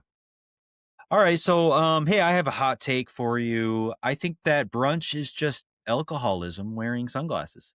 Brunch is alcoholism wearing sunglasses. Yeah. That's an interesting take on brunch. Do people still do brunch? I don't know, but Is that like in between breakfast and lunch, or is that yeah, breakfast lunch. okay? That's where the brunch is. Well, that's what I thought, but but I feel like that would be like I feel like the spread between breakfast and lunch is shorter than the spread between lunch and dinner. So why don't we have like there's an old I think it's Seinfeld. Janine Garofalo like joke, and it might have been on Seinfeld when she was on Oh Seinfeld, yeah, where maybe she's like both. talking about why don't we have dinner? Like why is there only brunch? So it is kind of weird because I feel like that people will get up and they'll maybe eat breakfast at like 8 or 9, and then they'll eat lunch at like 12 or 1, but then they won't eat dinner until like 5 or 6. So the spread is more there. So why are people eating 3 times before like in the first 6 hours of the day? I don't know. Yeah, I agree. And Maybe, also, so maybe you're right. it's not standard. It's funny because it's not standard back at the alcohol thing, but it's not standard really to drink alcohol during lunch. But for some reason, during brunch, you could have like a mimosa and nobody's batting an Yeah, eye. no, So nobody's talking. Nobody's saying anything. yeah, All right. nobody's Well, talking. here's a hot take for you. If I hire a prostitute, I want the best bang for my buck. Yeah, that's fair. Yeah, Yeah, that's because I'm only paying yeah, $1. That's all. That's all I pay. right. And you want the best for $1. Right. And I won't fart on them like Jack the Ripper. Yeah, because you're not banging a salad. Yeah, definitely. Well, that's another story for another day. Sure. Okay, well, hey, I got one for you. I think that group projects didn't teach us homework. I think they just taught us who never to work with again. Yeah. Yeah, like in a school yeah, I always hated those because like there would always be you would always hope that you would get into like the what do they call them, like the class nerds or whatever, like I don't know what they call them now, but the people that was always first to answer the question, that always wanted the A's. So you'd always hope that you get in there and then they would just do most of the work. But then there was like times where you were that person, even if you weren't, but you were because the other two were worse, or how many ever people you had in the group. So yeah, I totally agree with that. All right. You want a hot take? We all only have one follower in real life, and that's our shadow. Sometimes they're standing with us, sometimes they're in front of us, but a lot of times they're following us. Yeah, a lot of times they are, Yeah. Depending on where the sun which is. means most of the time we're always walking towards the light. Yeah. That's all of life. Oh, that's deep. Yeah. Yeah, there's something there. That's There's some something there wild to deep think about. stuff there. Yeah. Yeah, we could do an episode on that. Yeah. So I have a hot take here. I think that if someone says I don't use the microwave, they're a liar. Yeah. They're just a liar. Most likely. Like people that'll Yeah. say, like, I've heard people be like, I don't even have a microwave in my house. And I'm like, what are you, fucking insane? Like, Yeah, sure. you got to have a microwave, even if it's just to heat up the food that you've already made from like the last night. It's like, it's almost like they're telling me they never eat leftovers. And it's like, really? That'd be a That's hot too take far. if somebody was like, I never eat leftovers. Like, I don't know. All right. Hey, Brannigan Skywalker, I've got a hot take for you. You, my friend, are made from mannequin skin. I don't know if anybody knew that, but I just wanted to make sure everybody, because I remember that horrible, horrible comet that came down and just hit you head on and just burned all your skin off. And then I remember you were like, well, we were going to go to this doctor, but I just found some old mannequins in this old warehouse, tore that off. Mannequin skin? Yeah. So you're not aware of this. Sorry. This might have been a family No. secret that I wasn't supposed to Yeah, say. I hadn't realized this. I thought everybody was made the same way. Right. Yeah. Yeah. Okay, well, we're learning things. I have a hot take for you. I think that if a restaurant has a 12-page menu, then none of it's any good. Like you talking about like a sit down restaurant when you when you open up the fucking menu and it's like a book and it's got like an index and you're just like, what? It's too much. Yeah, It's too table of much, and probably none of contents. it's any good. How can you give anything love if the love you're able to give something is 1/100th of your love? Right. It's just not. It's not very much. Yeah, I get it. I get it. All right. All right, here's a hot take for you. I like to wear my boxer shorts backwards so there's room for my farts can escape. Yeah. Oh, okay. Yeah. You got those big farts. Yeah. So they just kind of escape easier and that way they don't like Yeah. stay in there. Yeah. Don't you kind of want them to stay in there? Sometimes. Sometimes. But Yeah. I don't always wear them backwards. Sometimes I wear them frontwards and then they stay. Yeah, because that way later when you take off your underwear, you have everything compressed into one nice little. Yeah. And plus if I'm with my dollar prostitute or my salad, you know. They may enjoy it as well. Yeah. Yeah. Yeah. All right. I get where you're going. Okay, so I have a hot take for you. I think that most conspiracy theories start as boredom mixed with a Wi-Fi connection. Yeah, probably these days, definitely, right? I do wonder Yeah. how they picked up steam back in the day. Like it was just like one guy who was just like, "Oh, that's it," and he just went and told everybody, and Yeah. But yeah, Yeah, I feel like back in the day it might have started with maybe like some sort of brain damage, and then right, yeah, some guy somewhere just wasn't quite well in his head, and then it spread from there. right. All right. Well, hey, Brandomaniacs, I've got a hot take for you. A muffler does not help with loud queefs. Does not. Okay. Yeah. You found this out? I did. I checked. Yeah. Yeah. On the ground, boots on the ground testing, getting the data. Yeah. Yeah. I had some girls queef in a car. And I put a muffler on their vaginas. I don't know where I'm going with this. Why don't you just go with your hot take? I feel like I'm going to get into Okay. some bad territory here. Hot take number, I don't know what number this is, but this is the next one. Here, Okay. and you're I going think to it's like 7. this, okay? Yeah, I think if your phone battery dies and you don't know what to do, then the problem isn't the phone. If your phone battery dies and you don't know what to do, then the problem is not the phone. It's not the Yeah. it's not the phone. Yeah. Yeah. Yeah. Yeah. Yeah, that's Think kind of about I had to deep think for that one too. Yeah. I had to get deep in that salad for that one. Why am I fucking a salad all of a sudden? I don't know. I don't know what happened there. You're like the Jason Biggs of salad people. Of You know what I mean? Is that- potatoes, salad, I guess anything but a Yeah. pie. I don't know. Yeah. Hey, I've got a hot take for you. Don't call me maybe. I have a name. That's fair, actually. Yeah. I think that's because yeah. Okay. Okay, so I have a hot take for you. I think that most adults don't hate mornings. They just hate the lives that they don't want to wake up to. That's true. I think so. Yeah. I think they might just It's a want to sad blame one. it on mornings. Yeah, Yeah. I agree with that. And that's coming from somebody who hates mornings. Yeah. So I have maybe some What about soul searching Mondays? on You that. hate Mondays? Mondays are okay. Mondays are okay, but I have hated Mondays before. So Mondays. I do. If you have there a is 9 to something- 5, 5-day-a-week job, I could see why people would hate Mondays. All right. I've got a hot take for you. Inflation is so bad that today's deals are yesterday's prices. Yeah. Okay. Yeah. It's pretty crazy. Yeah, I like that. Yeah. Okay. Yeah. Okay, I got one that maybe is a little bit meta. So my hot take is that if a podcast has 3 hosts, one of them's probably unnecessary. Probably. It's like the third Yeah. wheel kind of thing. Yeah.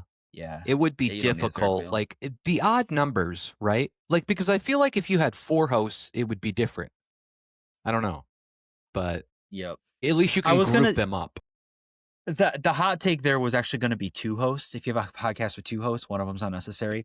But I didn't want you to think it was going to be about you because No. you know. But I have It- thought about like how hard it would be to do like one person podcasts. Like it would be weird when you have nobody to bounce anything off. You're just like, oh, hey, what do you think about that? Me?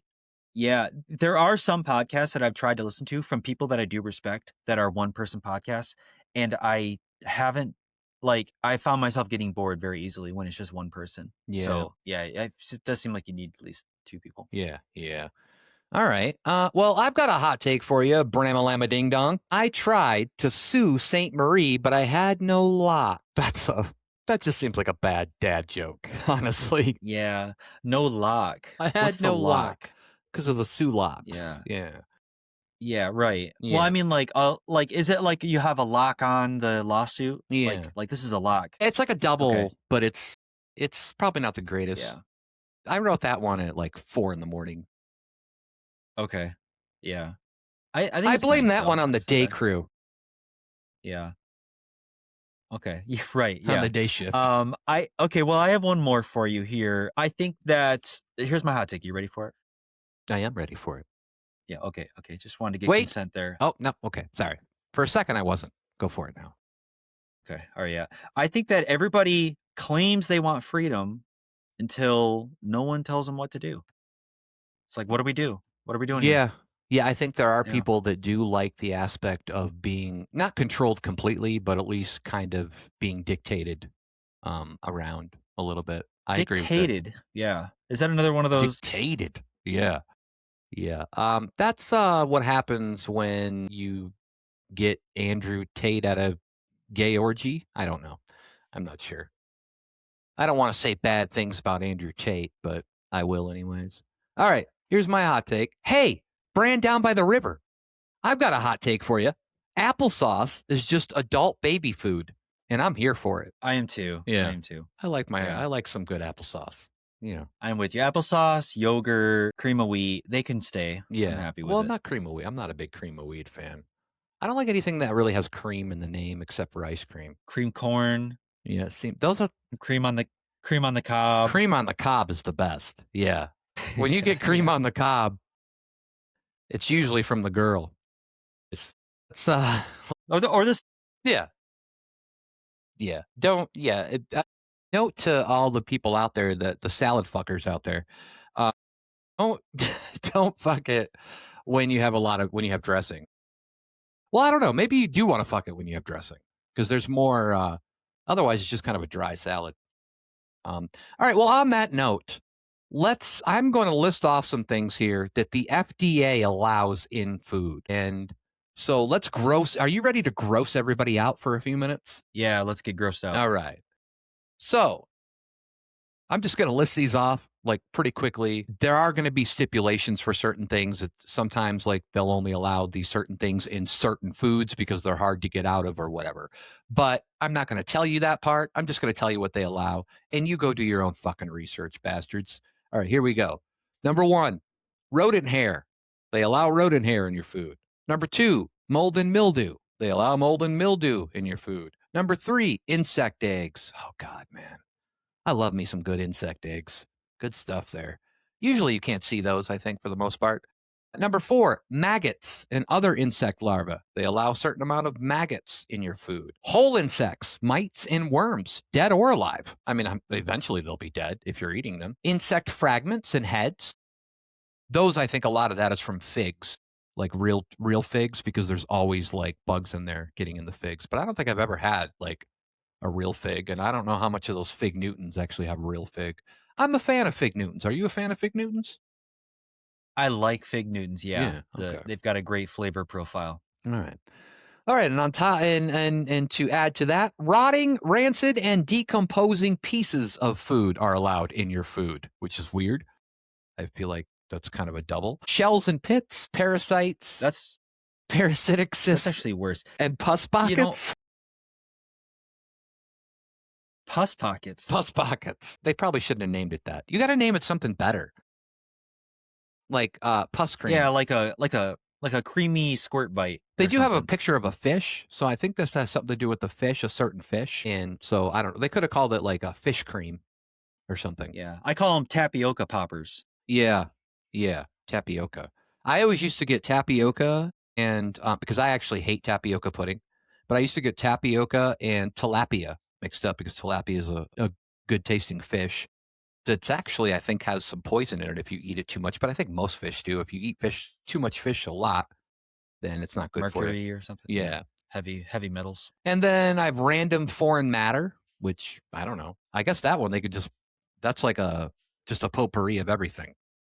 Band-aids, fingernails. Yeah. And then sand Yeah. and grit. I know that they allow a certain amount of semen, which I'm not sure how it's getting in there. And I also do know they allow a certain There's amount of ways. feces. Yeah, I mean, if you're Yeah. around me, like, don't bring any You food know, around me. There's semen and everything. I'm gonna say something super controversial and Ooh, hope I'm not cutting you off too much. But I think out of everything you've named there, one of the worst ones is actually the sand and grit one. Because I will immediately notice, like if I'm eating a burger and there's even one little grain of sand in there that I yeah. bite down The on, texture. it's completely out of place with the texture and it It ruins the brings you back sandwich. to like when you were 4, right? Because you're like, oh, I remember this taste when I was eating Yeah, yeah, sand on the because playground. yeah, that's back when sand was a delicacy. Yeah. That and I would say like a long hair. Those Yeah, are kind hair. of Coincidentally enough, on that specific article that I was reading, I don't think I mentioned hair, but I'm assuming that they do allow certain amounts of hair. And I actually don't think hair's that bad. I used to be really bad about it, but nowadays I'm like, oh, whatever. I'm like, it's probably not like I don't think it's really that bad compared to some other things, but I don't know. But yeah, sand and grit. What do you think tastes better, like sand or mud? You think mud would be better because it's just a little, yeah. yeah, Yeah, mud's better. yeah. All right. All right. Well, let's continue on with this pod here. We still got a couple more things we want to talk about before we end our secrets of the food industry. I want to talk a little bit about team culture and relationships. We kind of touched on some things already, but let's talk about some unique bonds formed with coworkers. I guess we did talk about a little bit that I talked about the stakeout mafia. You talked about the one guy that you played mayonnaise baseball with. I also want to talk about people, and I think I might have mentioned this at least to you, maybe on a podcast before, that we did comedy roasts. So, like the Comedy Central roast, if people remember those, or I think one of the it went to Netflix now. One of the latest ones was the Tom Brady roast. So we would do comedy roasts where we would just invite a bunch of people, and we'd have people roasting people. And I think it was really fun, and it was also a way to kind of get people together. We'd also have parties and meetings and stuff. So I think that was really good for team building and support. Do you agree that if you have like extracurricular things outside of work with your employees, that that would actually help create a more cohesive environment within work? Yeah, I think so, but there's a really fine line with that because you don't want it to be like a mandatory sort of thing Right. where Right. people are reluctantly showing up to this thing. But I do think a certain amount of that is, yeah, I think it's good. Yeah. Yeah, I mean, I agree with you, and we didn't make obviously we didn't make people. If we would make people, I mean, you can't even make people even if it's paid, right? Like meetings would be Yeah. paid for. Obviously, we weren't paying for people to come over and party with us because they'd be drinking and smoking and doing all that stuff. But I do think that it does help a kind of like a cohesive get like people together and on the same page. And sometimes it works, sometimes I wasn't always good at meetings when I was like the GM and I was like the leader of the meetings. I was always bad at it because I have a hard time with getting angry at my coworkers unless they really did something to piss me off. But just in general, or like I wouldn't ever want to be a boss. It's like, all right, here's all the things you're doing wrong. Okay. More people need to fuck the salads. I wouldn't be that kind of thing, that kind of person. We're really getting on the salad fucking. I don't know how we went from farting on a salad to fucking on a salad, but I will tell people out there, make sure you fuck on the salad before you fart on the salad or whatever you're into. I don't know. Yeah. One of the things I want to Did you talk. ever have, Go ahead. well, did you ever have somebody who was like a newer employee that like a week or two in, you were like, all right, we got the roast coming up this weekend. And they were like, what is this place? They have like a roast I got to go to now? Like, what is this?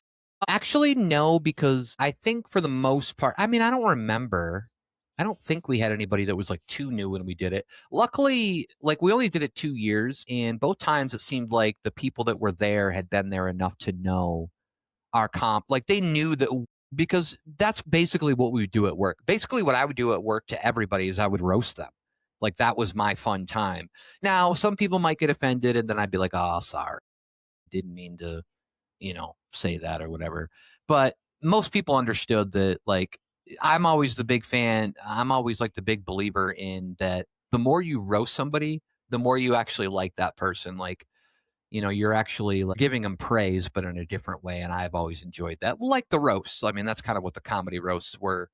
But for the most part. I had people written material for people and they didn't show up. And then I would have to do the material or something like that. But I wasn't like upset about that stuff. I mean, we had talked about, I think it was the anxiety episode that we had early on when we first started this podcast, where I had a lot of anxiety doing the roasts. Luckily, they were at my house.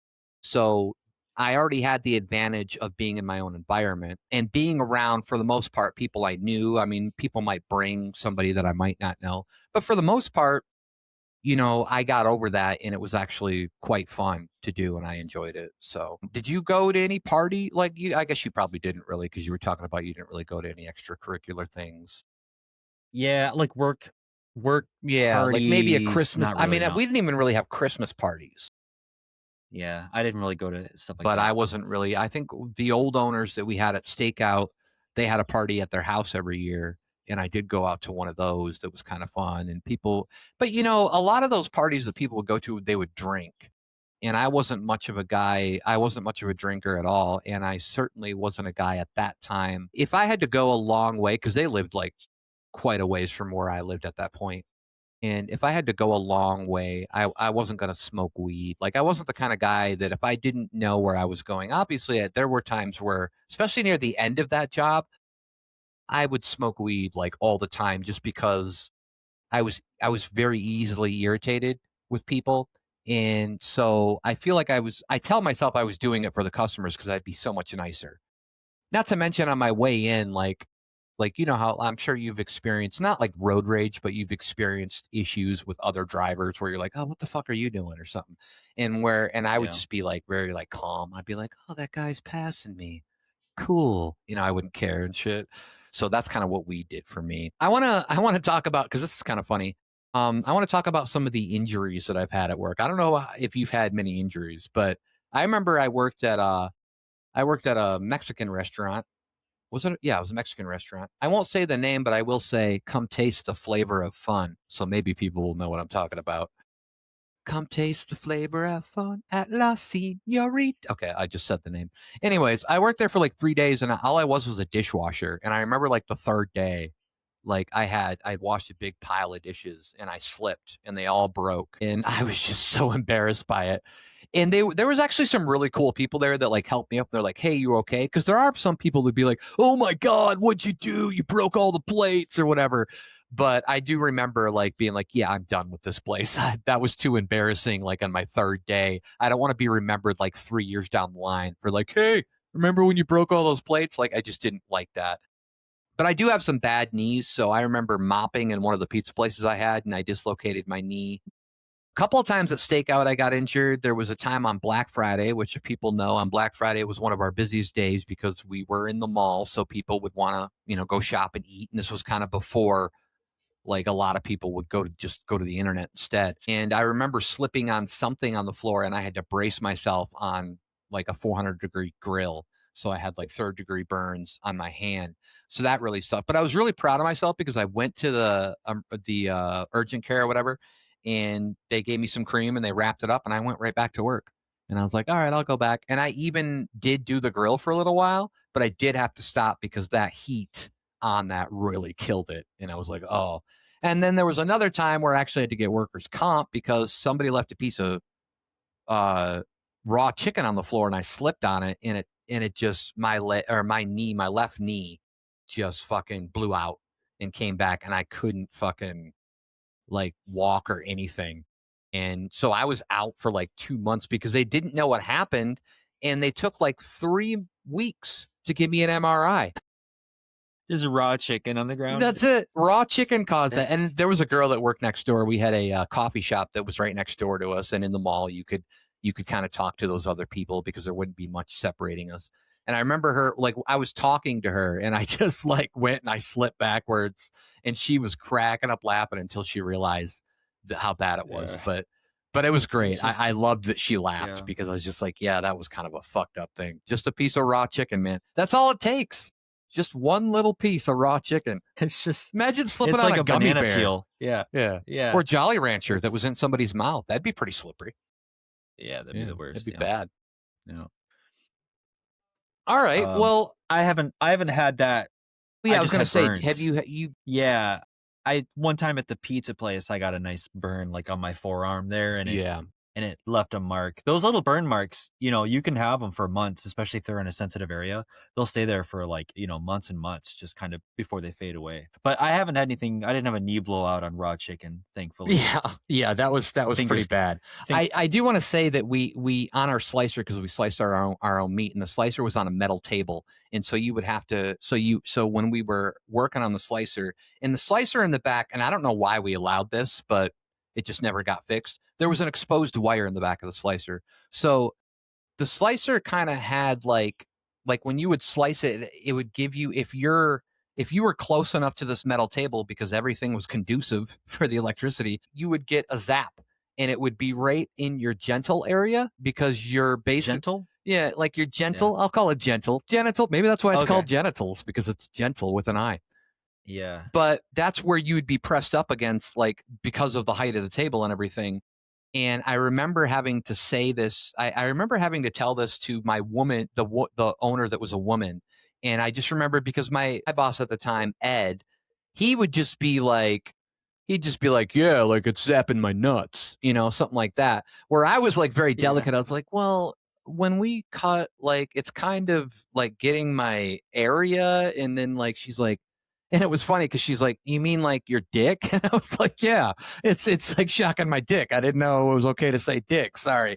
But it was just kind of a funny experience. That's not really an injury. That was just something that happened. And looking back at it, I feel like we probably should have changed that slicer, but we used that till the end, and that was crazy. Okay, well, let's kind of wrap this up. I do want to talk about irregular schedules, because we talked about this before, work life balance, and things like that. Because one of the big things you have with the food industry, that a lot of people don't. A lot of people do just have 9 to 5 day jobs and stuff. We were kind of making a joke about that a little bit ago, but a lot of people do that, and they don't realize that food industry requires some irregular schedules. And I remember I worked at a Hungry Howie's in the town where we live, and that closed at 2 in the morning. And so there was a lot of times where my shifts were like 6 to 2 or 5 to 2 or something. And if you were a supervisor, which I was at that point, you had to, at 2 in the morning, or whenever you were done closing, there was a bank about, I don't know, 5 miles away, and you would have to go drop the money off in the deposit. And I was always thinking, I'm like, and it was in the parking lot of a mall, like a different mall that we had in this town.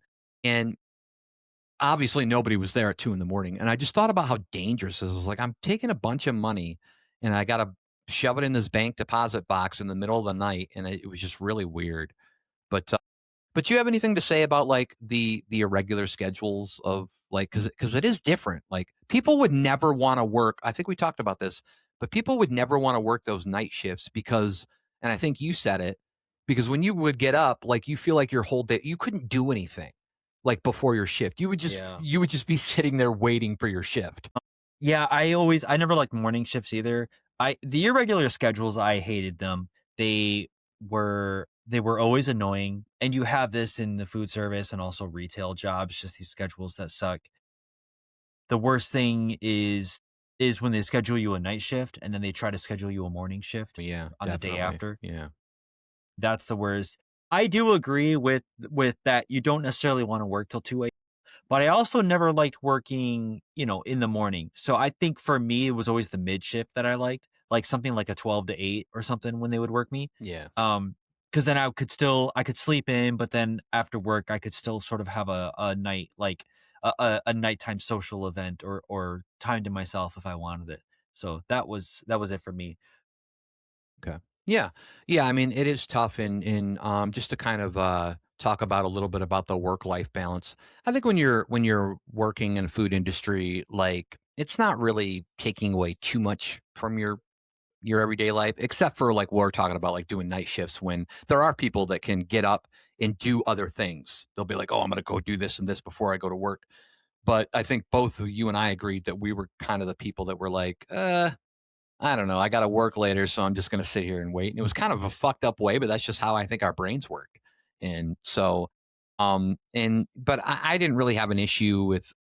balancing life and work. I think for the most part, it was more of going out after. Like I could do things after work, that would be easier to do, and that would be definitely because then you don't have the pressure of knowing you have to work. You're just like, oh, I had a long day. Now I'm gonna go out to a nightclub, which we had one for a little while in the city, and then I don't know what happened. And so that was kind of fun. But yeah, Yeah. And also these jobs, well, I do want to say something else, and this might have been good for one of the segments that we passed, but working when you're sick. So when you work at these jobs, you're part of a small crew where you're a very pivotal part of the crew, especially on a busy day. Maybe it's a Friday or a Saturday, right. and you can get sick. And there's certain types of sicknesses that you get where they would rather you show up. But let me put this in a way where it's really hard to be sick and make food.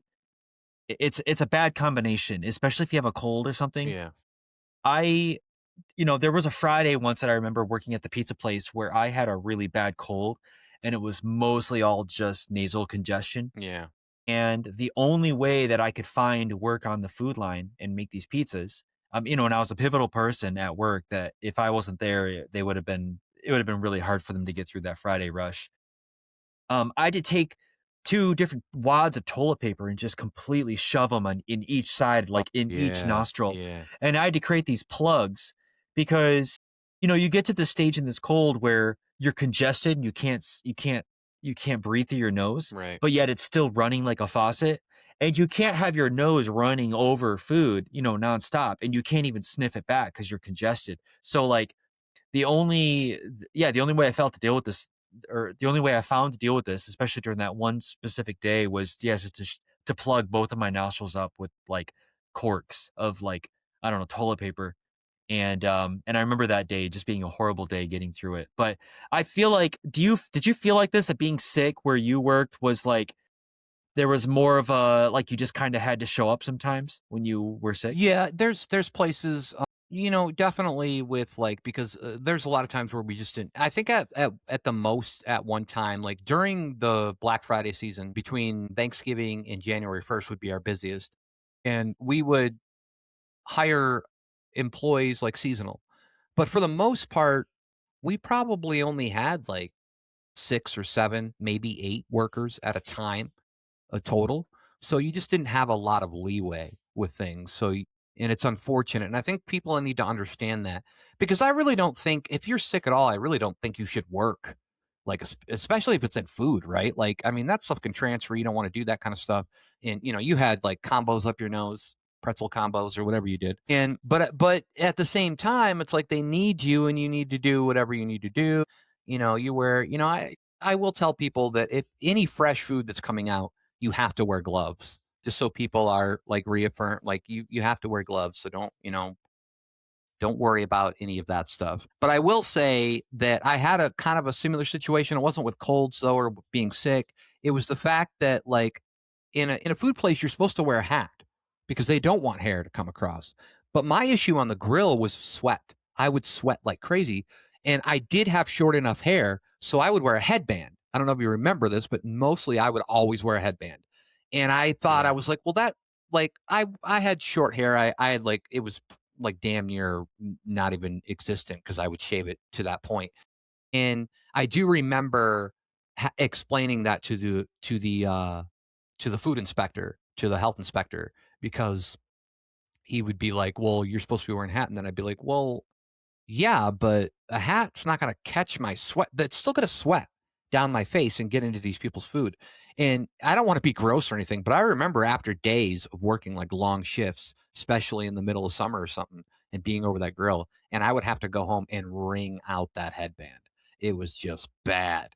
But I think people would appreciate that it's not going in their sandwich, right? So it was Yeah. just Just bringing it into the fry oil. yeah, yeah, with everything else. One time I dropped a headband. No, I'm Yeah. just kidding. I'm just kidding, man. I didn't do that.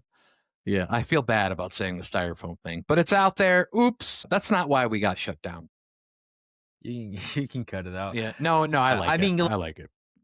uh, yeah, and I think that like and the beard nets are weird too. Like I never grew a beard to the point where I had to wear a beard net, but I've seen Right. people have to wear those or wear those. Yeah, and I always just wore the hat. But I never worked over like a really hot, like right over a hot stove. I was, I would make food that was cold while I was making it, and then it would go into somewhere that was hot. Yeah. So, um, Yeah, working over like it was probably around 400 degrees on the grill or whatever it was. It could be taxing. The greatest thing about it is like obviously like I was a smoker. Oh, still am, but so in the middle of winter, like I would go take smoke breaks in just my t-shirt because I'd be that hot. I'd be like, oh, and then within 5 minutes, it'd be just enough to be like, okay, now I'm getting a little cold, but it would make me feel a lot better, and it would cool me yeah. off. So How great was it? Did you guys have a walk-in freezer or cooler? yeah, yeah, Yeah, how great was it? Yeah, that's one of the things we didn't really touch on was how great it was. That every person who's worked in food automatically knows the experience of walking completely into these walk-in freezers yeah. and like just being like, how long can I stand here before I start feeling cold? Yeah, I would do that as a dishwasher and as a food prepper. Mostly actually, I think I did this as a dishwasher where on hot days I worked in areas that were really hot and I would go and I would stand inside the freezer until just like as you said, where I started being like I'm starting to shiver and then and it just felt so good and you go back to work. yeah. And then the heat feels good for a while because now you've been in the freezer for long enough. Yeah, you would have those extremes to both one end or the other. And I do remember where I had like a car that I had bought that like broke down in the parking lot of one of the pizza places I worked. So it just kind of stayed there for a while. So this was back when I was naive and stupid and younger. And a friend of mine, we were working together and we went out and we hotboxed this car. And if anybody doesn't know what that means, it means you're smoking a bunch of weed with the windows up. And we were on shifts and we didn't realize how high we'd gotten. And so we got back in and we literally had to take turns going in the freezer of the walk-in freezer because it actually helped us sober up a little bit. It helped us so thankfully we had one of those or that would have been just a bad scenario. Um well, we're about to wrap this up, Brandon. Is there anything that you haven't said that you would like to say before we end the secrets of the food industry part 2 here? We talked about it, be patient, be nice. And most of the time, I would eat at any of the places that I worked at 99% of the time. And the 1% of the time that I wouldn't, it would be, like if if there was any food that wasn't perfect, it was an accident or it was some sort it was usually an accident, right? It was not like people aren't as malicious as I think like TV and pop culture leads it to believe. So most of the time just being patient and polite is enough to get you food that, is good food to eat. And and that's it. And you know what? It's okay if you don't know your order. That's what the menus are for. Yeah. They can be a little Yeah. patient too. All right. That might be a hot take, but No, it's good. that's what I have to No, say. it's okay. It's okay. There are going to be people out there like that, and it's there's a big difference in not knowing your order and then also not knowing your order and just being a dick about it or asking a lot of questions and be like, "Hey, what do you Yeah. make here?" And it's like, I don't know. It says Philly sandwiches on the fucking menu, dude. Like, what are Yeah. you asking me about? Did you like anybody asking for a recommendation? For like another for what they want. Yeah, For the yeah, that was. I mean, you would. The great thing is you almost have like a preset that you would say. Like once you hear it enough, you're like, oh well, I already have a preset of how to answer that question. Like because obviously there it was like, well, if you've never eaten at a Philly steak shop, and granted, we're a Philly steak shop in like the Midwest in Michigan. We're not a Philly steak shop in Philadelphia where it's going to be much better, but if you've never eaten at one, it'd be like, well, yeah, have the Philly steak. I mean, go ahead and do like the one that's there. But the other big one was probably the chicken bacon Swiss, which I think is big. A lot of times it's called chicken bacon ranch. I'm sure you had something like that at Subway, but that's always a big seller too. So it would be like usually one of those two. Yeah, that'd be like my recommendation. But I think for most people out there, just don't drop styrofoam in the fryer. And I will say that once you can't even get that styrofoam out. Like that's how fast it disintegrates. And there are, like I said before, there are instincts where you're trying to grab that. And I will say that we had paper, like we call them boats, paper boats for the fries. And if those fell in, we would grab them out because they wouldn't. Styrofoam just completely disintegrates super fast. So it probably just wasn't the best idea to have styrofoam for our to-go fries because that was really the Yeah. only thing that would really disintegrate in there. Or to have it stored like right above the fryer, Yeah, it or like wasn't on the a shelf best or thing, something. but there was a lot of things that just weren't great about that place near the end, and I'm gonna say right now that that was mainly the owner's fault. He just didn't wanna fix anything or do anything about it. But if there's just a couple of things that you should learn, I think you kinda touched on them. Also, if you're gonna fart on a salad, make sure nobody's looking. If you're gonna fuck a salad, make sure nobody's looking. Make sure, actually, I'll tell you this. If you're going to fart or fuck a salad, make sure it's your own salad that you're eating. Don't fart or fuck on anybody's salad unless it's your own. That's a good way to end Yeah. this. And if you're gonna do anything with it, toss it first. Yeah. Yeah. Do that. So I think we've had fun talking about this, and maybe in the future we'll get to more food secrets. But until then, have a good time. Enjoy listening to us. Comment. We're looking to get big, people. Comment, like, recommend, tell everybody about us if you really care that much. If you don't, whatever. Um, but we are sometimes comedic, we are sometimes serious, and we sometimes are actually informational. And we do give you things that you might actually need to hear. So for me, Mr. Matatui, and for him, Mr. Branchovy Lasagna, it's been a great time. Enjoy yourselves. Have a good day. We'll see you next week. Bye.